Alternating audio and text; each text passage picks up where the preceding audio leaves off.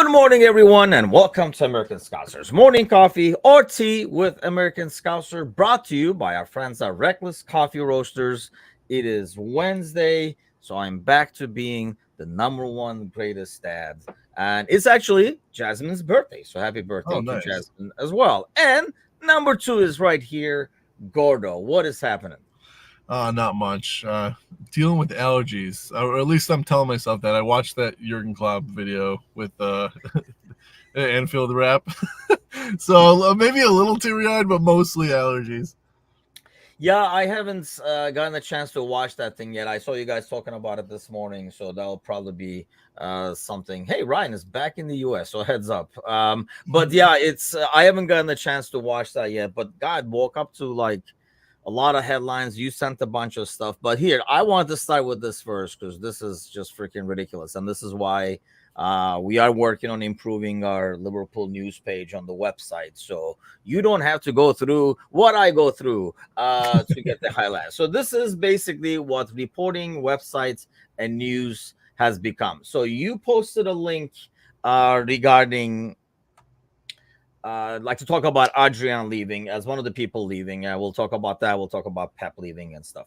So I was trying to find like an article that has some like like a bit more substance, because the one from I can't remember if it was like This Is Anfield or something like that. This is Anfield, yeah. As always, was 2 sentences worth of information Yep. spread out to 10 paragraphs and 85 images. So you go online and you search Adrian leaving Liverpool. I mean, this is kind of like pathetic, but so the first headline says, excuse me, Liverpool goalkeeper reveals true plans to leave this summer. And somehow Ellison is on that picture as well. Yeah, so right. Click on it. Then it says Liverpool goalkeeper confirms summer exits with La Liga moving his plans. And it's just a photo of the flag. So people, click on it to find out which goalie. Hold on, there's like worse ones right here. There we go. Liverpool goalkeeper confirms summer transfer exits. There was one more that I was like, oh my God, how low can you go? The best part is he hasn't confirmed anything. No, he's basically said, I haven't even sat down with Liverpool yet. There's a lot of moves. If I have to go, I'd like to go to La Liga. That's all he said. Yeah, this is a good one right here. Premier League winner says it's true. He wants to leave Liverpool alongside Klopp and stuff. I'm like, oh my God, man. It's like, just do the news. If there's no news, it is what it is. But we're living in a click world. Yeah, I mean, obviously, we'll talk about Pep next, but there's going to be a lot of people leaving, but they were going to leave anyway. This whole, I don't know, man. I'm in a Klopp leaving overdose thing going, because it seems like everything is that, which is probably deservedly so. But I don't know. I'm overdosing already, and it's freaking Wednesday. Yeah. Well, he's also done that. The whole I'm going to walk Anfield by myself is a nice touch, but the fact that he wore a scarf just tells me that it was all a media thing. Like, I don't want to believe it because he's such a nice guy, but like, he wore a Liverpool scarf. Like, how often do you think he wears that? Like, on a regular day? Like, it's a little bit, it reeks. Maybe he was like, all right, let's say this, devil's advocate, because we love Jurgen, that he was like, I just want to walk the grounds. And someone's like, hey, do you mind just wearing the scarf? Because it'd be great if we can get some photos. No, man, nice try. Yeah, I look at the photos. They were like, oh, what a guy and stuff. I'm like, really? Do you guys think like he's over there? And then like standing right in the middle, not even like just taking it in at a random spot 30 yards out or something like that. And I'm like, could this possibly be a media photo shoot? I mean, this is what I mean. When people take someone really actually special, but almost like try to force it to make it extra special, it just looks like cheesy to me, and it kind of like devalues the actual specialness of the person. It's just like that wasn't necessary, and it was everywhere yesterday. Everywhere. Yeah, it's kind of, I'm in that kind of I'm in the crabby mood. I'm not, maybe because he's leaving, but I'm getting in the crabby mood. Okay, let's talk about this. Because I felt it was probably a good fit as well, that Pep is going to be, and this is official because this is from the website. Because Klopp was doing a farewell video yesterday. There's more footage on our exclusive fans invited to the recording. Exactly. It's just like it was like he was at these like let me go to the stadium and soak it in. First of all, I would think if he's going to the stadium to soak it in, he probably wants fans there. He's not gonna miss the seats. So yeah, let's not get started. Okay, Pep Salzburg. I thought it was a great fit. What do you think? Yeah, I also like how there was rumors in the beginning, and they kind of made him out to seem like, oh, wait a minute, I might be able to get this LFC job, but really it was just paper talk because you haven't heard, he hasn't said anything, and usually Jurgen lets him talk to the media, so I think that was mostly fabricated. So I think he did wait for this one. But like with the whole speculation of Ajax, and then all of a sudden that quieted down when it was kind of evident that Alonso wasn't coming. Then it was like, oh, did he pull out because he thinks he can get the Liverpool job, and now that slot's confirmed, then he leaves again. But I don't think that was ever the case. I think that he was kind of orchestrating this stuff in the background. But Salzburg is a good team, so I think it's a good team for him to to get his feet wet. Yeah, I think it like fits him the best, probably. I didn't think, even like Ajax could have been like too much pressure too early, kind of a thing. I mean, Salzburg is all about development and stuff like that, and slightly easier in some ways. Yeah, and the Ajax thing, I think you're right. The fan base is pretty harsh, and they have not had a good couple of seasons. So they're looking for some serious changes, and I don't know if that's a really tough job to get your first solo gig. And I don't know. What do you think about this? Ryan says, good luck, Pep. He will probably have a great coaching career. Do you agree? Like, do you think 10 years from now, Pep is a major dude or just another dude?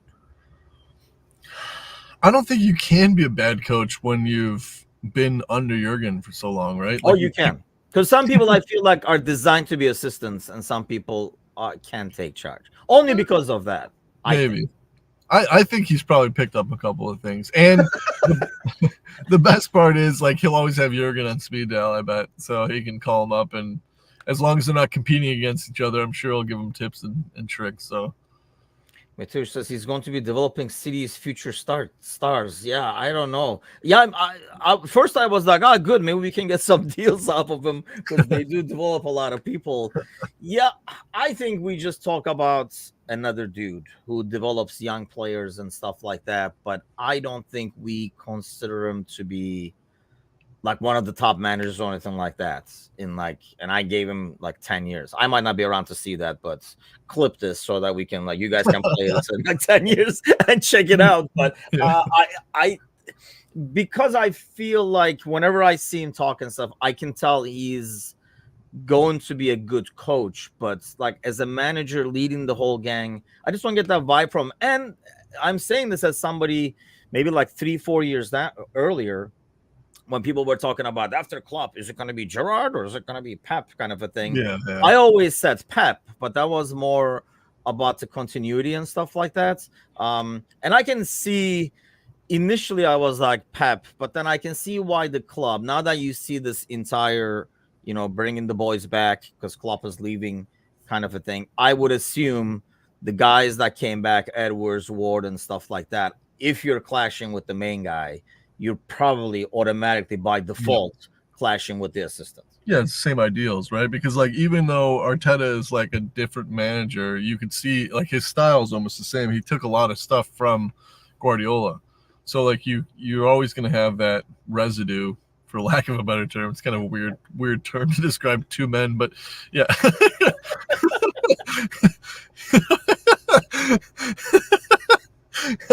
As it left my mouth, I was like, maybe residue wasn't the right word to use. Oh wow. The mind goes all over the place. No, I don't know. See, Pep is taking Liverpool coaching team with him too, which will help him. But at the same time, I really, like I say, I'm not totally sold because I guess over the years, in personal life, I've seen so many people who are great assistants and then they just can't do the management thing. And sometimes people look like they're great assistants because of the guy in charge, because Yeah, he's keeping everything together. So sure. you are doing just your assisting, and that's it. You're not really doing a lot more. And when the big guy leaves, when the umbrella is gone, you're out in the sun, and now what do you do? So I think that's like my biggest concern with Pep, and that was the biggest concern with him staying at the time too. But like I say, compared to like Gerrard at the time, when everybody was like more emotionally picking Stevie, I was more about continuity at the time. But and Ryan says you never know. Yes, unfortunately, that's the only problem, right? Like you don't understand, or he won't even realize that perhaps until and then he might come back when Klopp comes back for something like that. Mourinho was an assistant to Bobby Robson. Really? Wow. I did not realize that. But I mean, Mourinho is part of that squad with Pep and stuff like that back in the day, right? Mm-hmm. Yeah, with Yeah. Barcelona. So Mourinho, oddly, is now rumored to go to Fenerbahce. So that should be a chaos by itself. Yeah, I That's love like one that. of the conversations happening now. Simon says, "Follow me." No, you follow us first, and then we'll go from there. Okay. Speaking of the Turkey, did you see? I don't know. This is going off topic, but now that you bring up Fenerbahce, the Turkish second division, there was like that the penalty was taken 3 times. No. It was like end of the game. Man, like your Spurs, I forget which team it was, but the goalie saves a penalty in the 92nd minute to save the win. Comes off his line, gets booked. Penalty's retaken. He saves it again, but gets booked again for coming off his line. So he's sent off. Defender takes his place and saves the 3rd penalty, and they win the game. And so yeah, like they tried hard. The comment was just like, if you've lost faith in the EPL, I think I found a new league for you, Turkish second division. Yeah, I mean, this whole the only thing going against Arne Slot seems to be the fact that he looks like Ten Hag. I mean, that's really the only thing going against the guy. Nobody's looking at it. I think like Matush was talking about it last Monday, where like nobody questions the guy's coaching. The entire fear is like he looks like Ten Hag. Will he beat Ten Hag? Like how the hell does that even work? Like do we do that for anybody else? I can't get the fact that he looks exactly like Hank from Breaking Bad. I cannot get over that. You know what? That's good. Yeah. Every time I see him, I'm like, is that? Yeah, no. Sparky says better sign John to the Turkish league. Sparky was saying earlier, I wanted to kind of get to that, but it's easy to say afterwards, but which club hadn't said anything, just announced now he's leaving, just waiting for him to go now. And I say this very rarely. I agree with Sparky. I have the same feeling, especially after seeing the last couple of games where he's doing things. This last game alone, where he does things that he normally wouldn't do. The team responds in a way where I don't blame the team for responding like that, because you're obviously seeing your manager kind of like putting the 2 weeks in and not even not even caring anymore. How much of that we said for months they're playing for Klopp for a good send off?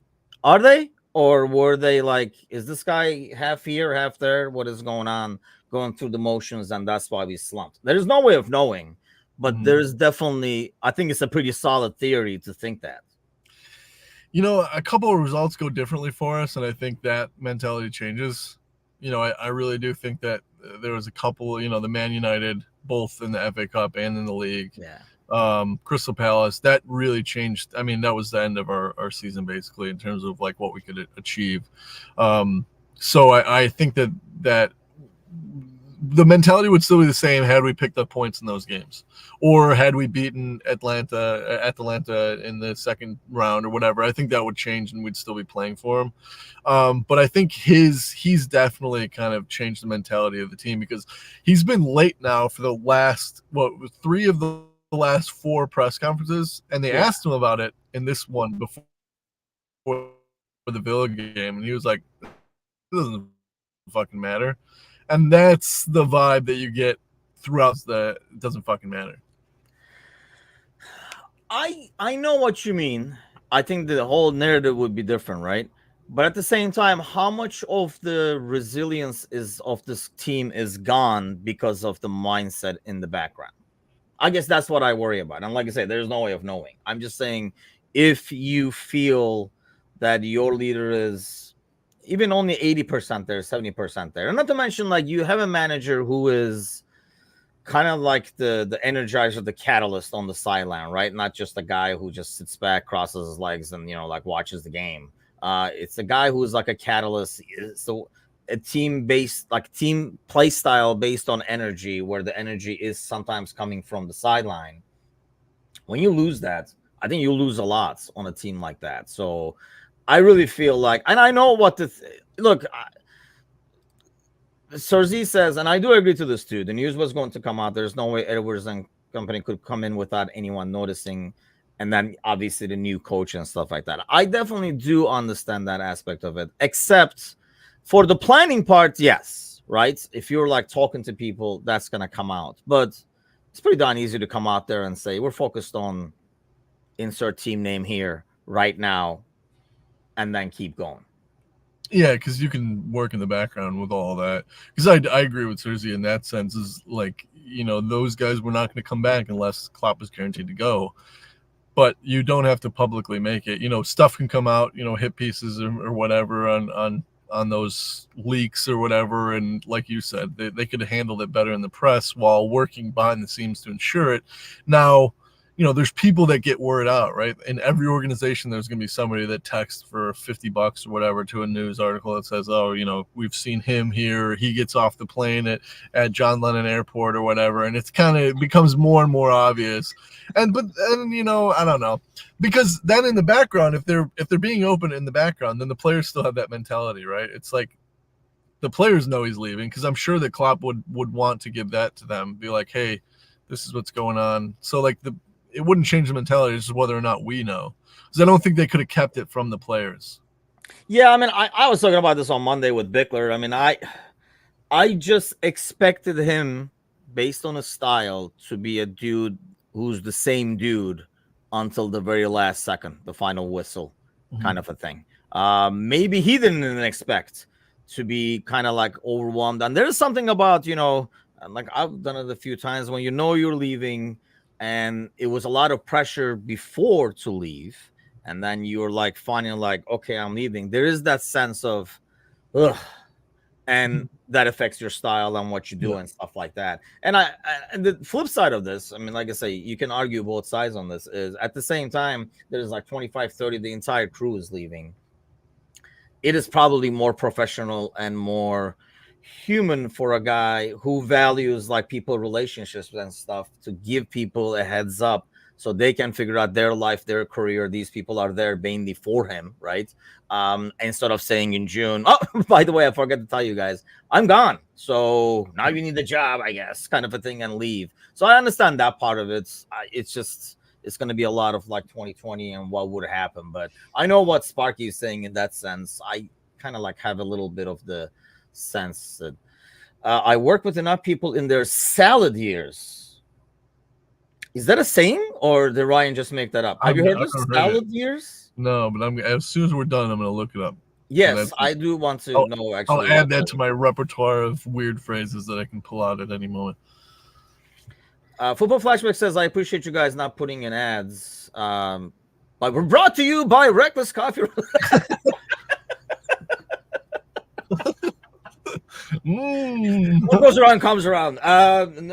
No, I mean, more importantly, you should be happy after seeing those headlines that we don't do this. Yeah, I know, really, yeah. Put Ellison's picture and be like, goalie leaving. It was even like last week, was it, when you were like, yeah, we gotta kind of talk about this because it's swirling around, but I don't want to talk about rumors. Like, yeah, it's like your hand is forced at some point to at least acknowledge it. I'll tell you what, though, the BS meter that we've done on Instagram, and we'll continue to do that throughout. I think this is the best way to do the transfer rumors, instead of reporting them like they're real and then never even coming back and saying, oh, that was bullshit, by the way. Just acting like we didn't even say it. And that, because you can always like report. I mean, dude, there's like literally soccer newspapers back home in Turkey, right? You try putting out a soccer newspaper with just facts. it's not happening. So there are guys like like there's a guy that actually like comments on our podcast with my brother back home, and he's actually he's a writer for an actual more proper newspaper. So he knows like there's literally guys doing it out of their like bedroom in terms of reporting, because you can go online and you can be like, or you can watch some highlights on YouTube and you'll be like, you know what? And then they say he's interested, and then somebody picks it up in like the Mirror says, oh, the Turkish newspaper says so and so is interested, and then there you go. Everybody feeds off of the bullshit. So this BS meter has been great. We were talking about Gordon, who Echo reported actually as a rumor, as a possibility. And yes, it was called BS. Speaking of someone who's calling out things as BS, you sent this to me yesterday, the Postagoglu post-match press conference. Yeah. And then I went and I watched the whole thing. What do you make of it? Man, what the most Spurs thing ever, right? Where it's just like this manager that everyone just like absolutely loves and adores. It's just like this place is fucking rotten from the core. Like, what is going on here? It's like oh man, yeah, it's like so how did you take that? Because he says within the last 48 hours, right? So is he talking about, I didn't understand which, I mean, it will come out, but I'm like, you can go, because I was showing Angie about it. I'm like, hey, because you sent it to me, I was watching it, then I put it on the TV. Do you take it that somebody told him it was regarding next season's plans, or just the fact that your fan base is having a discussion about they would rather lose than, have Arsenal, win the title and stuff like that? Which way do you view it? It's got to be both. I mean, look at his demeanor. Like, play something in the beginning of the season. And yes, of course, like in the beginning, they go like 10 games unbeaten or whatever. So like the whole mood is a little different, but like he's also new in the job. When you look at like those upbeat interviews and he's got so much optimism for the club, and then you look at him there, like even his body language is slumped over. Something, it has to be the fans, because I know a lot of fans. There was one fan the entire game. There was another clip that came out. The whole game was telling him to just throw it. And at the end, I think it was like 75 to 80 minutes or whatever, he turns around and starts yelling at the fan to shut his mouth and go support another team. And like, I think that it's the fan base obviously turning on the club, being like, we got nothing to play for. Like, let's shoot our UCL dreams in the foot so that Arsenal doesn't win the league. And then I guarantee there's something on the back end, because like, how many times have we seen Daniel Levy like do something that just is so stupid? I bet he's like, we got these big Taylor Swift's going to play here next year. And, we got the NFL is going to play 4 games. So like, try not to tear up the grass too much, because those guys are worth more than you, like there's that slight tackle out there. Like, yeah. I would not be surprised if like someone like Daniel Levy came in and just like made a joke about, hey, you like really can't win that game against City, can we? Like, I probably don't want to do that. Yeah, it's the fact that he said inside and outside, like in terms of like factors, it had to be somebody in the club perhaps saying it, like Levy maybe saying it. Liverpool video says, by the way, he's asking about if I put in a good word for him. Any word I put in is probably getting caught in the spam folder, but what are you gonna do? Yeah, this might be controversial, but I think I would as well, because I actually like his press. The funny thing is, and I told her like I would have to say this, so I'm like, I actually like this dude, because then she was like, who is this guy? And I said like, oh, he's the Spurs. I actually like this dude. And I don't know if you guys haven't seen him. I think it's very relatable, especially the fans in the US.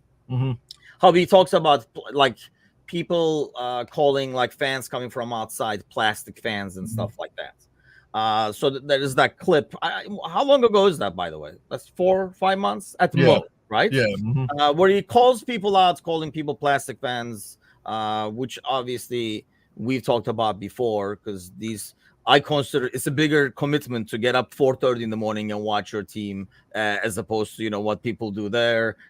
It's a lot more expensive to pay and go to a game and stuff like that.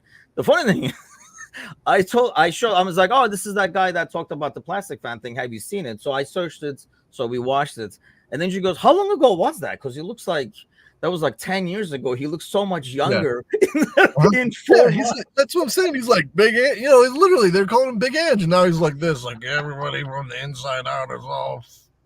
I'm surprised he hasn't dropped the C word yet. Honestly, I've been waiting all year for him to drop the C word in the press conference. It's just such an Australian thing to do, and he hasn't. He's been good.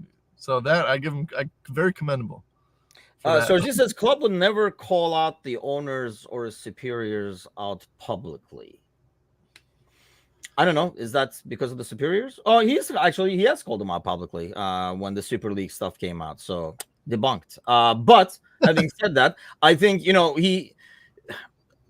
To be fair, FSG has not given him a lot, or it was already in the agreements when they talked, and it wasn't like a surprise. They didn't come in and say, you know what, it's not a big deal if you used to United because it's better than City winning or some bullshit like that. Like, it's just... it's got to be some kind of weird meeting where they're like, so what's the plan? Do we throw this game? And... like that's all, but that's all it takes, right? It's like for him to be like this guy is like wondering what we do. Like, are you guys freaking serious? Personally, I wouldn't want him as I like his personality, but like his tactics of like, yeah, we're not going to change even if we're down 4-0. Like that's fucking in the Premier League. That's ridiculous. That's a death sentence. Like we already had that manager. It was Brendan Rodgers. He had no idea he would go like this. And that's all. That was his whole plan. Like, did not work today. Try again tomorrow. Yeah, we've had that. It's just like you get run over by a team, and he's like, "Nope, we're gonna stick to these tactics because that's who we are." It's like that's great, but it's not working. So if it doesn't work, try again. Wishak says, "I swear, club could get Spurs a trophy." I don't think so. I really do think that is just like Man United.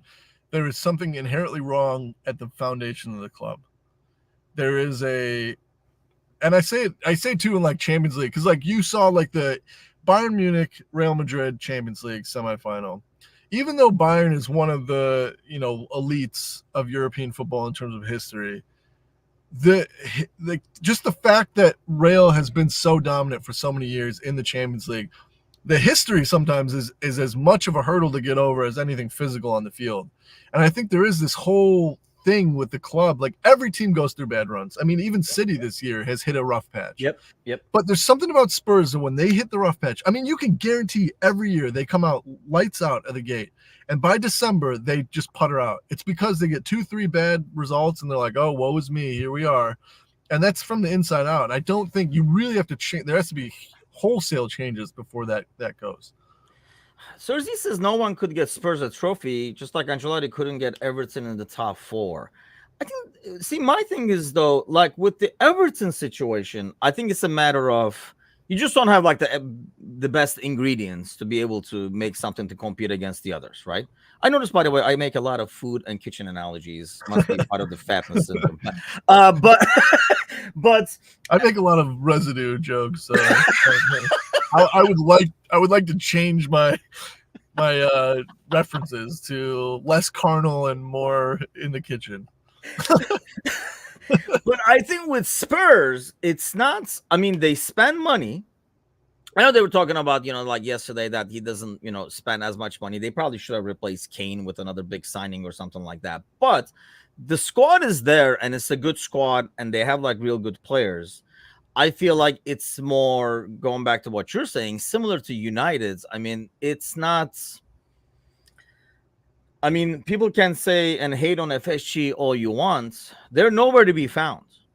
And, like Brian says, it's Klopp. And this is why Klopp is such a big deal. This is why Klopp is standing behind you by himself in the stadium. It's just Klopp. It's like one guy. There's no, hey, Klopp is not playing me, Daniel. And, any of that stuff going on in the background, any other drama in the background. There's one boss in the building. He's in charge, and that's what it is. I think that's a huge part because it makes that person's job a lot easier. That's why I think I agree with you when Vishak says Klopp could get Spurs the trophy. No, I think Klopp leaves after 3 months and says, "Screw you guys.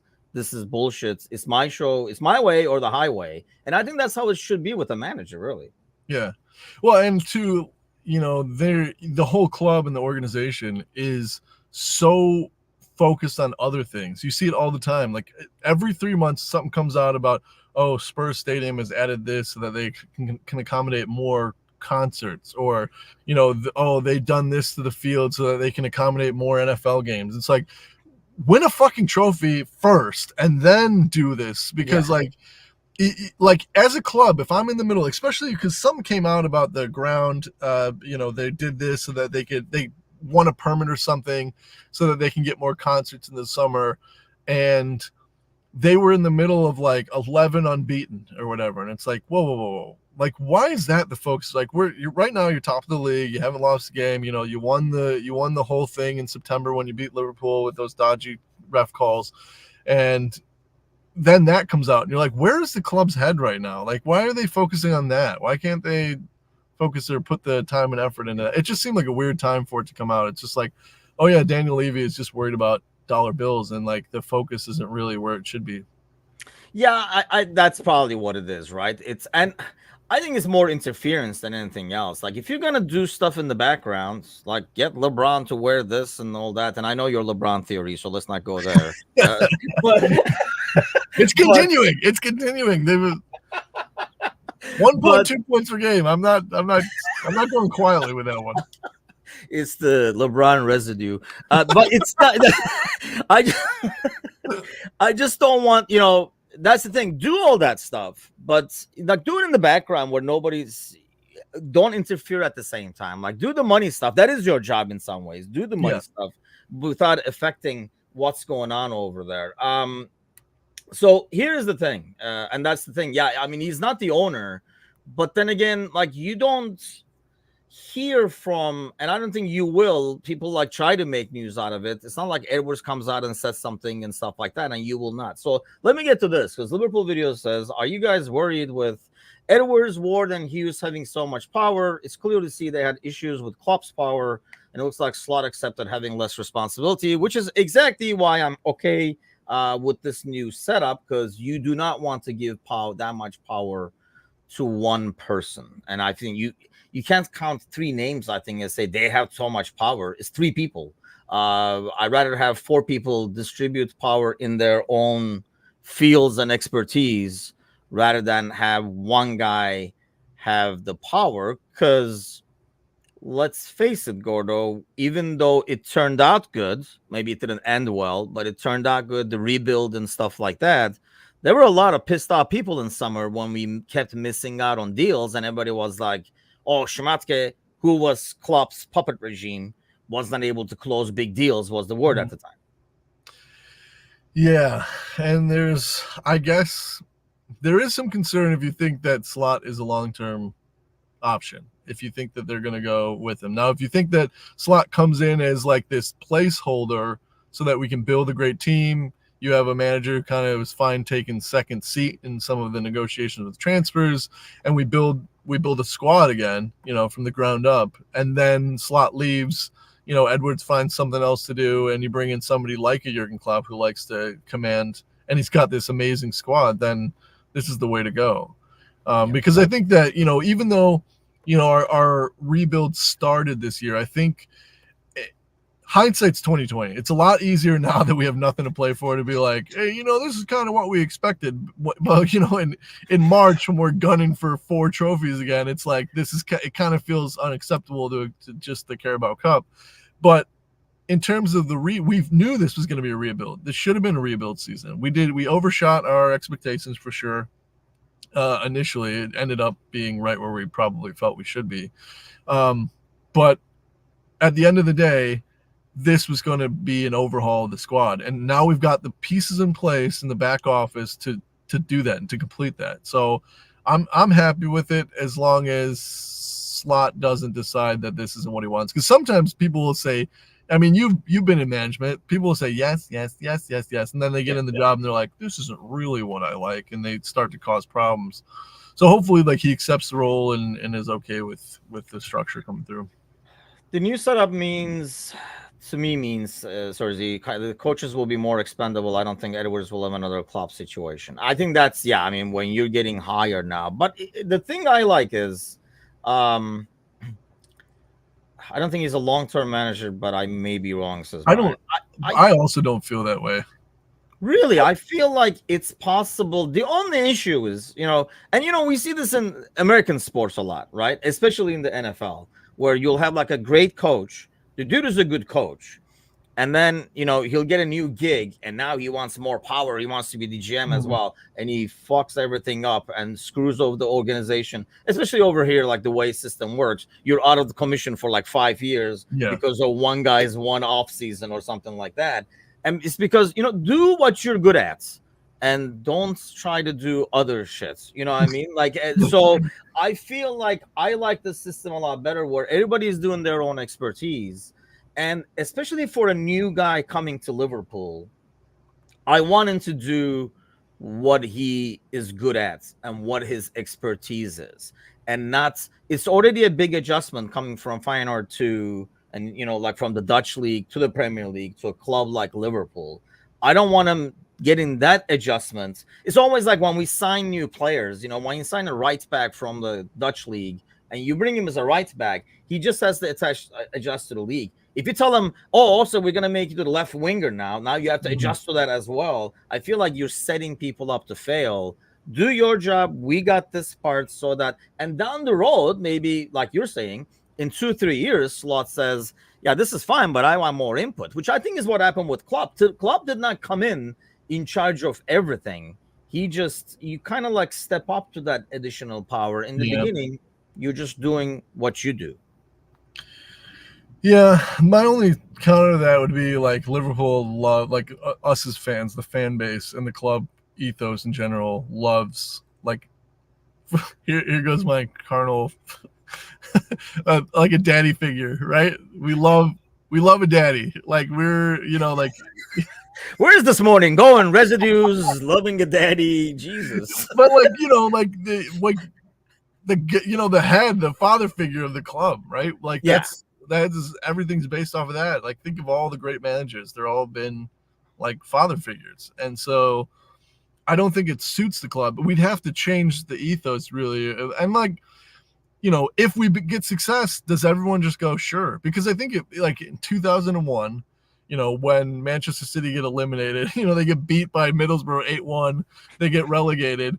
I think if you'd ask them, hey, would you want this, this, and this to happen to your club and like all this stuff, they'd probably say no, even if they're getting relegated. But now that they've gotten so much success, I think you kind of, well, I guess I'll accept this. So you could change it with results. I'd like to think that our club is above that, but you never know. I mean, if we start winning, if we're in Champions League final up to Champions League final, winning trophies left and right, people might just be like, hey, maybe this is the way forward. But I really do think that, like, as a fan base, we like a daddy. Oh God. I really think the biggest adjustment is going to be people trying to figure out, because nobody has even attempted to figure anything out over the last 3 or 4 seasons, where all the credits and blame goes when something happens now. Because all the credits by default went to Klopp, all the blame by default went to FSG. And then this year it was the players. They're really letting Klopp down. If Slot comes in, and this happens to Slot, right? Nobody's going to say the players are really letting down Slot. It's going to be like, Slot is doing this. He's playing Trent still. He's doing this, blah, blah, blah. So I think that's going to be the biggest adjustment moving forward, is we're going to have to actually look at stuff and not just reheat the same like things we were saying. I mean, let me ask you this. There's a hypothetical for you. Pep, Arteta, I'm deleting the, even in the hypothetical that just made me throw up. But I wonder which Pep. Let's do Guardiola based on those names over there. Ancelotti, Alonso. Who are you going with? Slot. Yeah, I mean, Alonso only because that's who I grew up with, right? Like that was one of my guys that I grew up watching and emulated and wanted to be like. Ancelotti's a good coach in terms of like his resume is phenomenal. Like the amount that he's done at different clubs, and it hasn't just been the big clubs. Whereas like Pep, like we had this discussion a couple of weeks ago, where it's like Pep might not even know they're doing anything wrong because he's been at Barcelona, he's been at Bayern Munich. We're like that. This kind of shady stuff. You ask for money, it appears what? Right, we're like he doesn't get at Liverpool. So like, and honestly, I don't think like the cardigans and the pullovers and the turtlenecks. I don't think that works in a place like Liverpool. I don't think he fits the style. I don't think he'd fit the mold of the city and the fan base.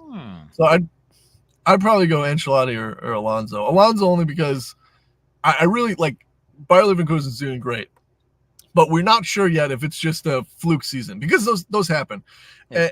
And it's weird to say fluke because they're undefeated in 50 games, which is it a fluke? I don't know, but like I don't know, man. They've had like I think 5-4-6, 96-minute, 97. Oh, it's been more than that. It's been more than that. Goals in the last like 2 months alone, I think. Yeah. But that, that's like the belief, it's like once you start winning those games, you start doing that once, you start doing that twice. I mean, my dad always talks about like in the 70s when Liverpool, like it didn't matter what happened in the beginning of the game because Liverpool were always going to score in the 80th minute to win the game. Yeah. Like they were always, and that was just the mentality, and that might be what's going on there. But you don't know if it's a proof in the bucket. So, is it a one season wonder that he's just he caught a wave and he's riding it? So we don't know if Alonso is like a great manager yet, or if he's just caught, the perfect storm and he's riding it. Where Ancelotti has that the resume behind him.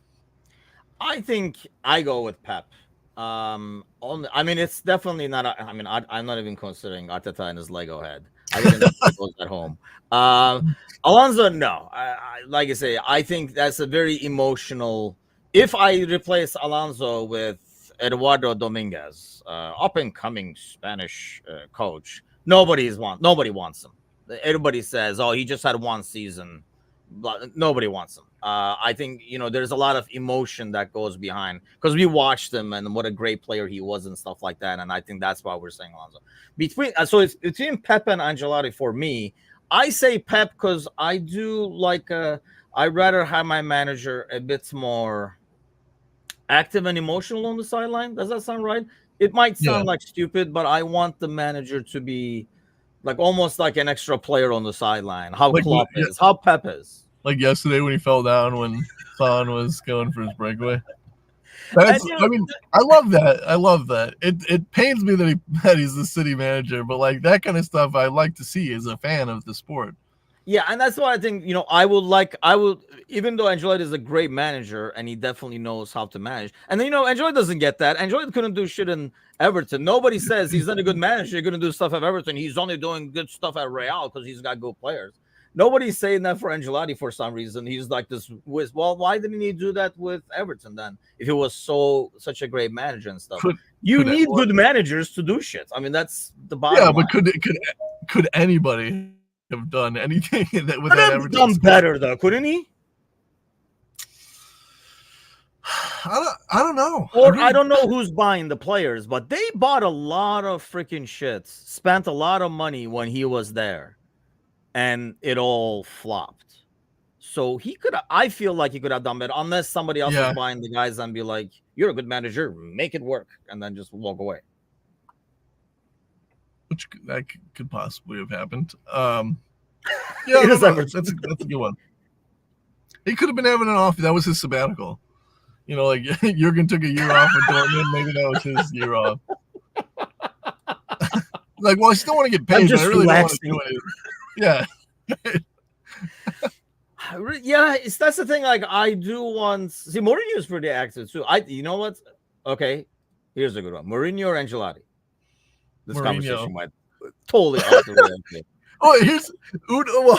So I saw a discussion because they're like, Steven Gerrard's like one of the worst managers of all time because he takes an Aston Villa with Jack Grealish to the brink of relegation, and Unai Emery secures Champions League with essentially the same team minus Jack Grealish, who was arguably their best player, which is an unbelievable thing about it. There really hasn't been too many moves that Villa has made in between Steve and Unai. So I in that situation, which is crazy to say, like 5 years ago, would I have rather taken Steven Gerrard or Unai Emery as the manager of Liverpool?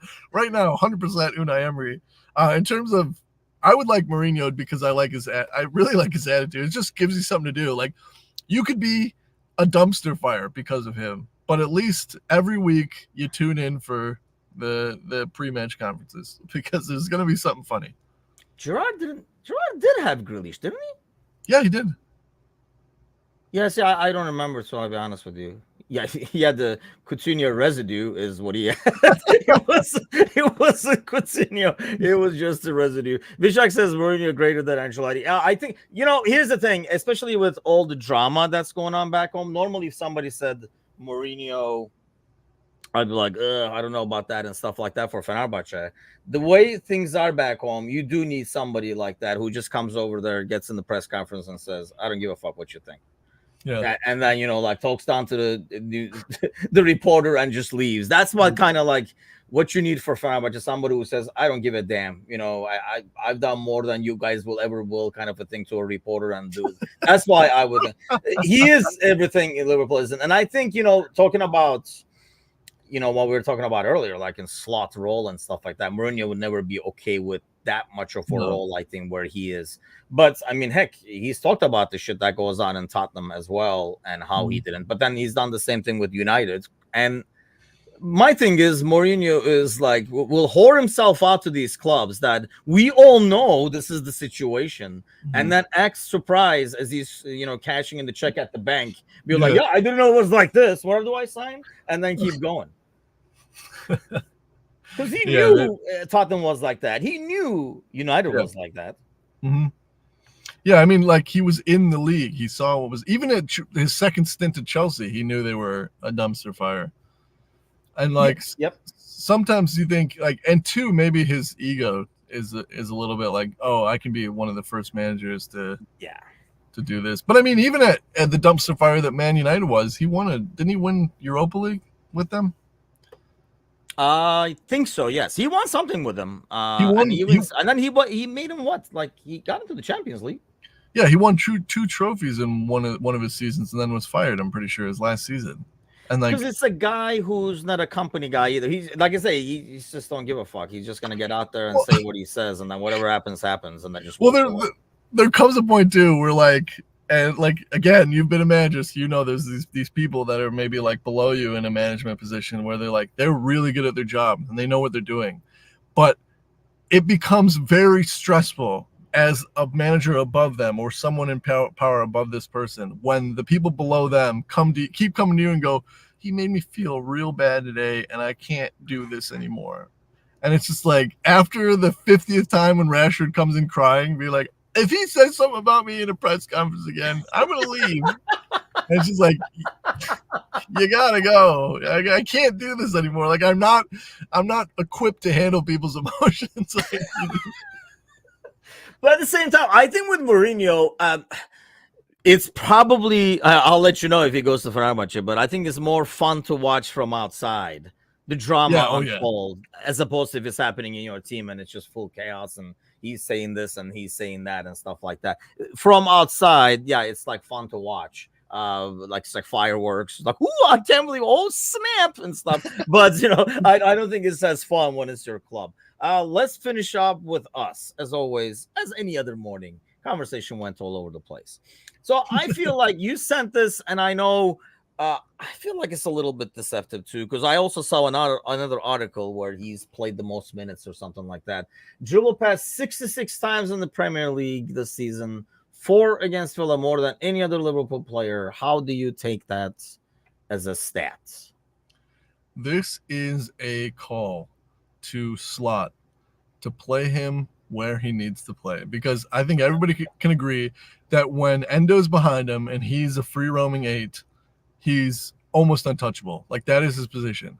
And for him to only have been dribbled past 66 times in a season playing a number 6 after his entire career being like a marauding midfielder, I think says a lot. And I think like you had said in our conversations with like the new guy coming in and you know, you focus on what you're good at. Jurgen Klopp bringing somebody in of his caliber and being like, hey, I know you're like one of the world's best at this position, but I really need you here. You remember that Fabinho guy? Yeah. Well, he's not here anymore. And we got this guy from Japan. I don't really know about. They just kind of, you know, he was an available old center defending midfielder. I'm going to need you to be a 6 and learn it on the go, because I also don't have any subs. So I think like I don't take a whole lot from it except for let's learn from this and either bring, if you don't have faith in Endo's legs for a full season, we need to bring in another center defending mid so you can allow McAllister to play where he's best at playing. That's what I think it says. Yeah, I think, you know, it's one thing to have, and you know, this is when it sucks to be a team player, right? And you know, like Milner talked about this being left back and stuff like that. Like that's not your thing, but you're doing it for the good of the team. And then somebody comes up with stats like this, like, you know, and then it makes you look bad. I think one, he has a ton of minutes logged, so that's one. 2, I think you're right. The funny thing is, you know, when I was watching him against Villa, especially in the first half and stuff, I was thinking like, you know, I was like, hey man, if a kid is watching this, the way, especially with the size, goes into a ball to win the ball, like where somebody can't get past them, like along a sideline and stuff like that. I'm like, that's like the technique is ridiculous because you're not getting past that guy in that sense. Because I think when he's getting dribbled past, it's usually more like dribbled by. He's not like biting on a move or something like that. And that's because, like you're saying, he's not a number 6. So yeah, and you know, anybody that's played the sport will know that like when you set up in a different position, it takes a long time to realize how much of the field you have. Yeah, you know, it's like I was always a winger when I was younger, and then in college I was moved to the center of the field, and I was always used to when I received the ball, there was nobody at my back. Right, I could assure myself that unless there was a sub that really hated me and he was coming off the bench, I had space. Nobody was coming to my back, and so I think how many times have we seen like a pass from Kwanzaa or Verge that go to him really deep, and he's got somebody coming right on him, and he turns and gives the balls away. We saw it against Villa. We've seen it a couple of times this season. Some of them not leading to goals, some of them leading to goals, but I think that he was unaware of spatially where he was a lot, and it takes a little bit for players to realize that. And so again, when you're setting up to defend, you know, in an 8, you're kind of asked to almost passively defend. You're kind of in most setups, you're kind of the guy that's asked to funnel players into a channel. Right? Like, don't get the ball, but push them wide, or like maybe some teams push them into the middle. And that's all you're supposed to do. You're kind of just a gate to funnel players in. And so if you're doing that, you have that same mentality as a 6, you know, it's a lot more dangerous. I agree. I think it's a different mindset for one. And to be honest, though, we've seen the same from Endo too. So sometimes it makes me wonder, is it the balls coming into that spot from like Kwanzaa and Van Dijk and stuff like that? Almost like a little bit of forcing it. Maybe because your right back is not on the right or something. I'm just saying. Would you sell Trent if it meant... No, that's not an even trade, is it? No, it's not. What would be an even trade? Like for like player to player. Yeah, swap? Player to player. Let's do some NBA style trading here, and a future draft pick to be determined. Here's the other thing: is like how I don't know, and maybe this goes against John, and I like to stand behind our guy John on our Wednesday shows, but he's not here. Don't worry about it. This is not a league that's like a lot of players can come into. I think that's like why we saw like Messi never want to come over.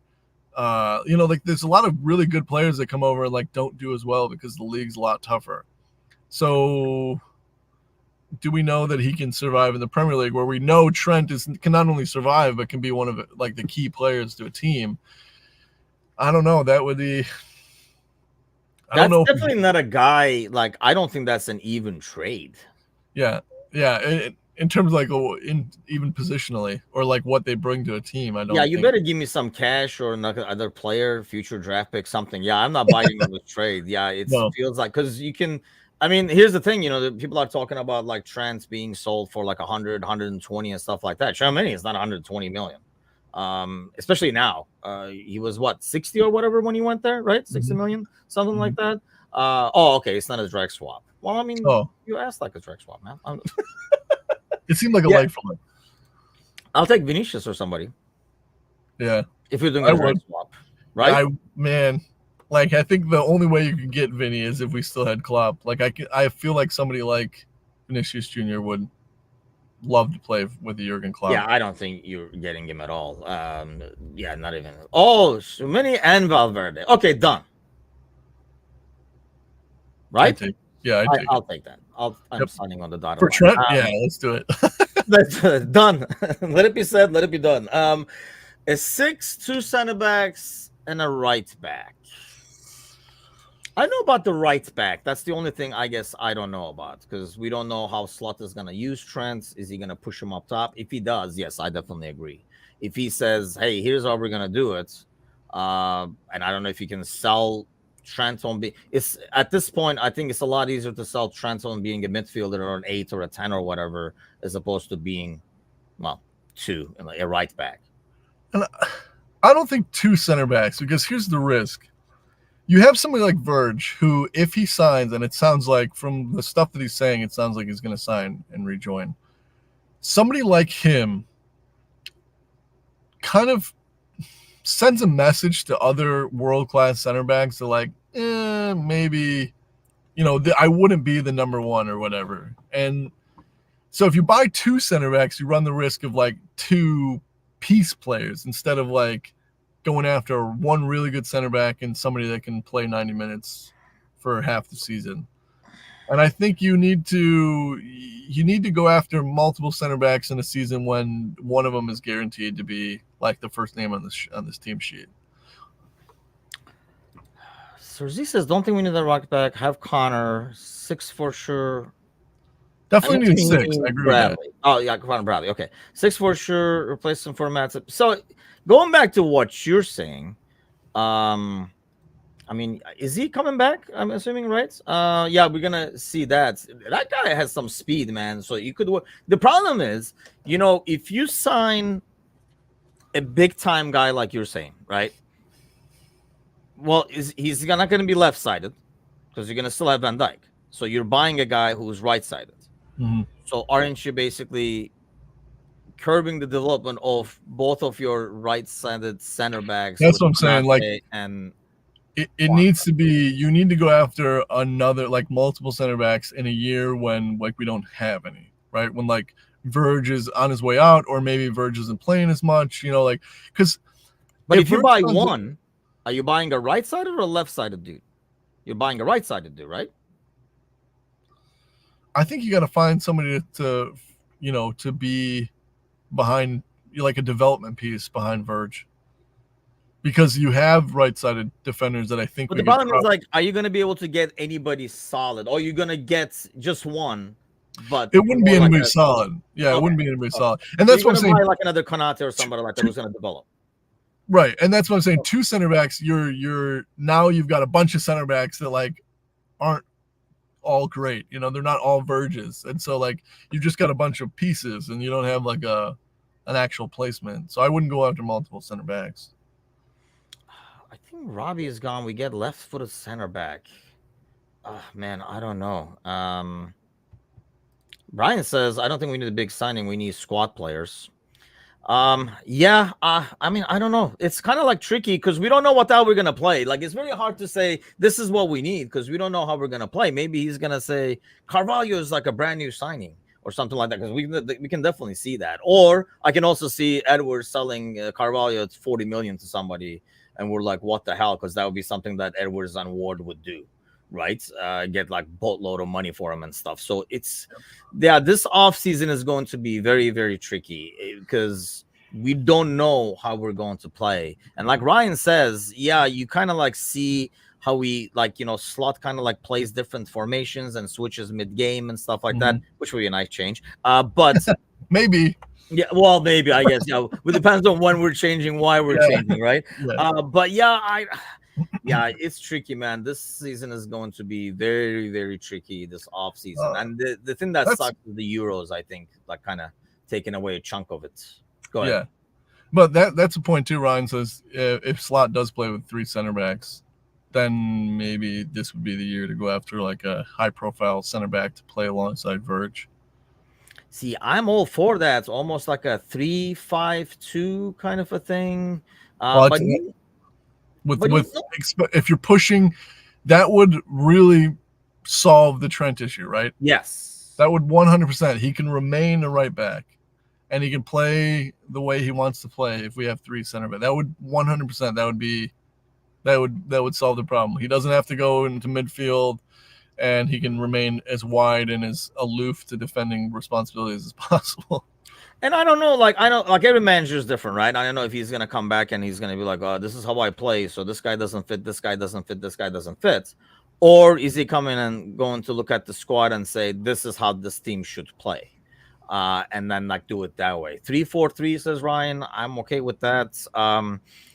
I said 3-5 just to make Trent work and then still have, like Robertson or Costas work on the left and stuff like that. But I mean, from what I've seen, this usually ends up being like a 4-2-3-1 kind of a thing where those two push up and all that, like some of the stuff I watched with like video footage and stuff like that makes it look like that. But again, we don't know if he's going to come in and say, yeah, that's not for this squad. This squad should play this.